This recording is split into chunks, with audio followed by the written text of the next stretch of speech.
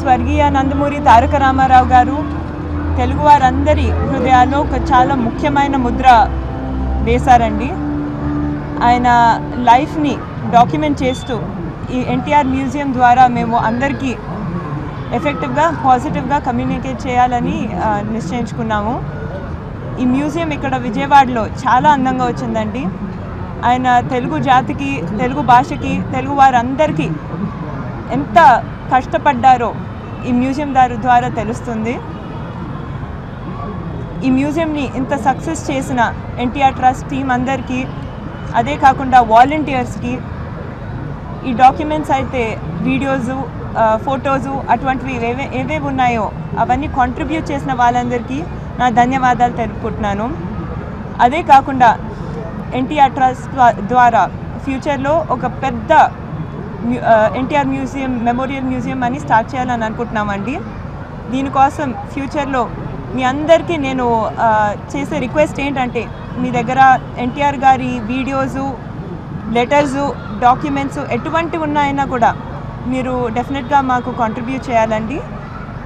మిమ్మల్ని ఎక్నాలెడ్జ్ చేస్తూ ఈ డాక్యుమెంట్స్ అన్నిటినీ మేము చాలా పాజిటివ్గా, అందంగా డిస్ప్లే చేస్తాము.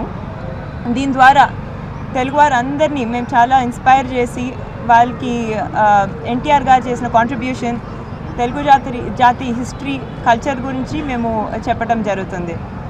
ధన్యవాదాలు. చాలా ఇన్స్పైరింగ్గా ఉండిందండి. ఆయన గురించి నాకు ఎక్కువగా తెలిసింది ఆయన సినిమాల గురించి, నాన్నగారితో ఎక్కువ చూడటం జరుగుతుంది.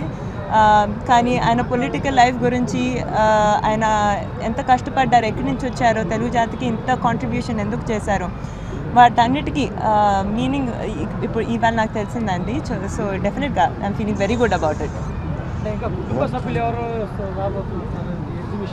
ఇచ్చాను వాళ్ళు అందరూ ఇప్పుడు ట్రావెలింగ్లో ఉన్నారు, అది ప్రాబ్లం. మామగారేమో అమెరికాలో ఉన్నారు, ఇంకో మామగారేమో పెళ్లి మధ్యలో ఉన్నారు. అంటే ఈ పెళ్లి సీజన్ కదా, అందరు కొంచెం బిజీగా. ఎవరు వస్తారో అందరికీ ఆహ్వానితులు పలికాం, అందరూ ఆహ్వానితులు పలికాం. వస్తూ okay, thank you. 25th 8th day extension చేసాం సార్, మళ్ళీ నెక్స్ట్ ఇయర్. ఆల్రెడీ మేము ఓవర్వెల్మింగ్ రెస్పాన్స్ చూస్తున్నామండి. ప్రతిరోజు అబౌట్ 2000 పీపుల్ వచ్చి చూస్తున్నారు. సో రెస్పాన్స్ చాలా బాగుంది. నెక్స్ట్ ఇయర్ మళ్ళీ ఇంకా పెద్ద ఎత్తున చేస్తామండి.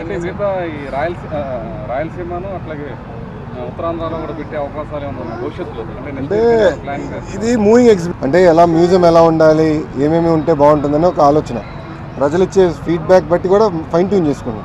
సో ఇక్కడనే ఉంటుంది, మూవింగ్ మ్యూజియం కాదు, అమరావతిలోనే పెడతాం, దాంట్లో ఎలాంటి సందేహం లేదు.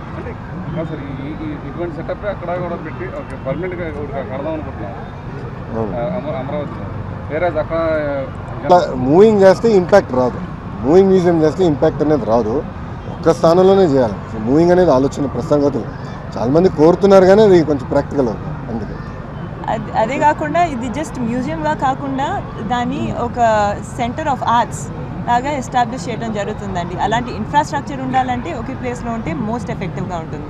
ఇప్పుడు మీరు చూశారు అంటే తాతగారికి తెలియన